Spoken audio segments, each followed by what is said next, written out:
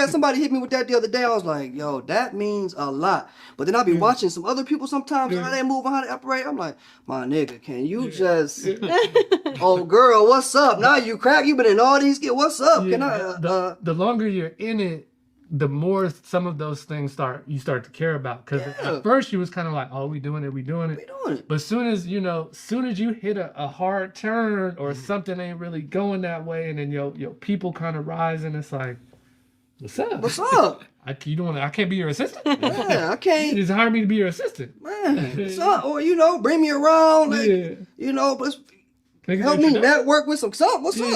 That's your friend, right? I help you. Me and CT was just talking about this last week a couple weeks ago when he was on the show. Same thing, because he helped put on some different comedians, and when I first met him, he probably got a lineage of my God, I owe a lot of stuff to him. You know what I mean? Because when we first met, that was one of the first things he told me, is being able to be a helping hand to others. For sure. And it's a big thing out here. For sure. So one of the first things I did to him, because I saw the moves he was making, how can I help? Absolutely. And he does not mind assisting or letting you come assist. Bentley is like that as well. Billy does not have to do that for a lot of people. Bentley's solid. You know what I mean? Billy's a secret gem. A phenomenal gem. You worked with Bentley too, huh? I haven't worked for him, but I've been to the studio, been around him, and been in his world of how he's He'll delivered share his word with you. He'll share share his resources. He'll share his Give you knowledge some and quick information. game. Roxy, do you give back to individuals that are? Oh yeah, I don't forget. I don't forget the people. A lot of women say that. No, like it's people that has been with me. Like, I'm a makeup artist, Gina, I love you.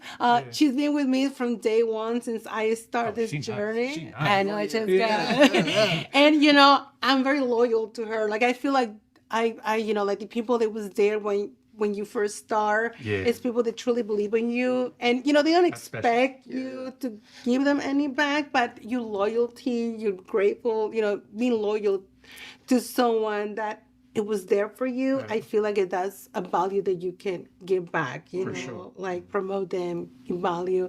Or like sometimes I will have people comment or get like, oh, how can I do this? Or they were like, I will pay you, you help me. I'm like, no, I don't need pay. Like, I will just tell you what to do, like how to do it, and then you just go from that, like I enjoy to help other people, because I know how hard it is to come from zero, meaning like when you don't have connections, when you don't know anybody, and you have to start from scratch.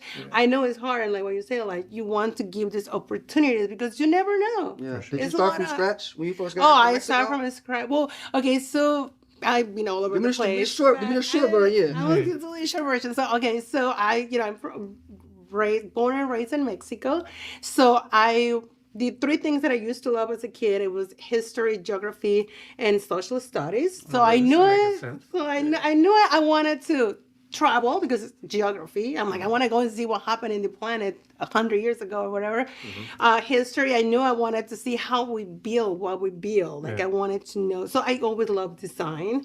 And, social studies, I always wanted to see how we evolve each time of our, since we exist, how we evolve to the situation, the time that we live. So I was always into those things. So when I live in different countries, I did my college in Mexico, then I went to Stanford, did business there, and then I just started to travel. I was lucky that I had the ability to live in different countries, Europe, so like different places, and that gave me a lot of understanding about how different we are, but at the same time how we have so many things in common that we'll seek, like respect, love, just things, culture, we, even though we're different, we're very similar. So then life was perfect, blah blah, and then I had my first son, and around a year or two, he was diagnosed with autism, and I was completely lost. I was like, what is this? Like, what is happening? Like, what is even that word? Like, what does this mean? And at the same time, my mom was diagnosed with cancer,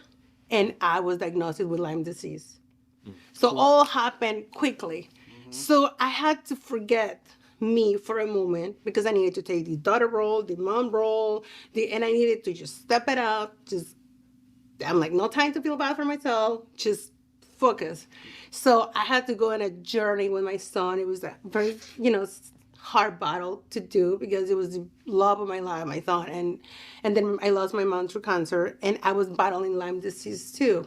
So when I finally come out the hardest part of my journey, when I start to feel healthy again, the one thing I remember, it was like I let go of myself, like I lost my creativity, like who I am as a the things that made me happy, I put them on the side because I just couldn't focus on me. And then I start to do modeling and all that because I always been like a very sexual person. So I'm like, I wanted to, feel me again, like feel normal again. That's how we end up with the house. A lot of dots connected. I always feel comfortable in my skin, even though being Mexican, that causes me issues sometimes because society has still some rules about how you express in yourself. Mexico, they don't let you be too conservative. Like I wouldn't dress this in Mexico. Like I would never wear this. That's a dress. problem in Mexico. Oh, Spring break is in Mexico. Well, I know, but in my American. family, like like with the Traditional. the traditional style, families, I would never arrive. sure. I mean, we got to cover it till here, like I know this. Yeah. So I started my journey to get back myself, to start to remember the things that I love. And then, so I went and did a master degree at UCLA for architecture because I always loved design. And it was my way to do something for me and still keep my brain and my creativity going when I was dealing with all the battles.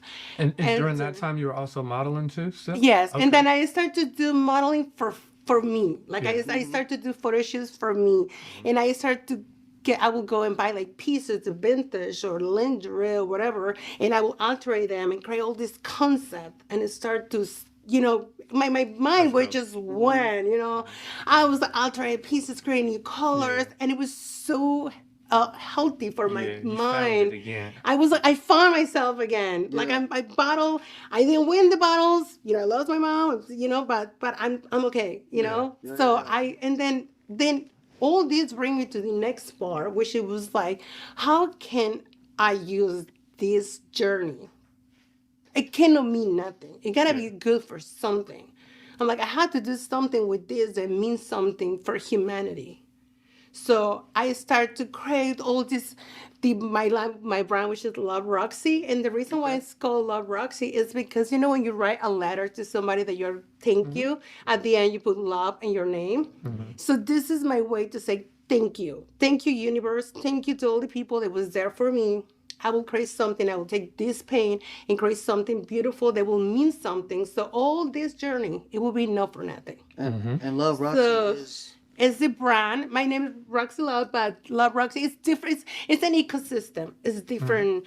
It's not just one thing. It's like the umbrella, and then it's a bunch of it's like an ecosystem, So like I'm working and create my podcast. Okay. Which it will be, it will be like a free zone. But the idea is not just to talk about sex. The idea is to be normal about it. Like, what is sex? Like, what part of what role plays it in society? Like what would do? But like I want like the sex doctor, the guy that went and created dildo, the guy, the business. I go to like sex shops a lot to study. Like I know it sounds funny, but no, that's like not funny. I go to study what is the new toys, why these ones are more popular than these ones. They have always books. So I try to learn terminology. I'm always studying, so that's one thing I always do. I'm always reading and studying. So it's like, like I want to, like I'm trying to bring this, just like sex is like eat or or breathe. I wish it was. It's not like a taboo thing. I wish they thought it's not like a secret. Yeah, we make it weird. So when I was going through my journey, I started to feel me again. The one thing I was like, I want to do something good, which is like I want to empower people to feel confident. Yeah. What is sexy for you? It might not be sexy for you, but as long as you feel confident, then you can achieve anything you want. Yeah. We're in a different day and age now. Sex, everything is more sex positive now. We're just in that day and age. And I feel like, like as a humans, you deal with life, and sometimes you forget who you are, your essence, and you let go your creativity because you're so busy trying to figure out the problems. But I always say, like, even if it's 10 minutes a day, everybody should do something or remember something that made them happy. Like, when you were a kid, what was the things that make you happy, that make you feel safe?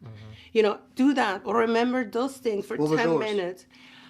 For me, like, honestly, I know it sounds silly, but I watch, I love the ocean, so the ocean is always like a place where I feel very calm. But I watch Everybody Loves Raymond.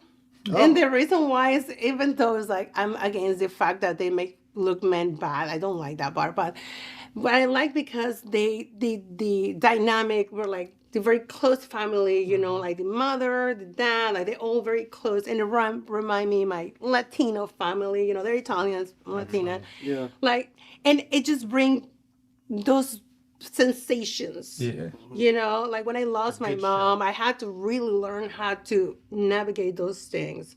And then the other thing is like everything that I'm doing is for one reason, which is I create a nonprofit farms for autistic kids where they can go and work with animals and plants because animals are very therapeutic. Nice. And I do believe that any answer for health issue, it's an earth. Yeah. All the answers are there. There's a natural solution. Yeah, it's a natural path for everything. And I believe that if I can offer that to families with low sources or anybody that needed that is go to the autism journey. So that's kind of like, you know, for me, I'm focused a lot on empowering people, but mainly women, because as a woman, I know how hard sometimes it is to play so many roles. And then, you know, and I try to like, I love design. Like I'm always go to like, you know, Westland, all these stores, and I buy pieces and I start to alter it and play with them. And like, I'm always toys? like, no, Westland, you know, like okay. this store, like all these stores. Right. Like, you making new shit? Combos, Like, tape it out and all put right. some juice on it. Like, yeah. Right. but you know, it's And she said something navigating. I want to make sure I kept that word in my head because Byron wanted to ask you what would you tell individuals coming up now in this generation, you know, how to navigate, how to stay the course when it comes to cinema or, you know, anything involving the realm of filmmaking and content creating? Man, I think it applies to a lot of things. What I think is that you've got to be so passionate about it. And it sounds cliche because a lot of people say it, but the truth of the matter is like if you don't love it like that, it's not even worth doing it because there's going to be so many difficult hurdles you're going to have to surpass, so many emotions that are going to have you overwhelmed. Something in life is going on for everybody. Absolutely. All the time. So Absolutely. you're going to have to deal with the normal hardships of life. Then you're going to have to deal with the hardships that come with being a creative, which when you think about it, 99% of creatives are supposed to be broke. So now you're up against a crazy system that doesn't really have income in your favor.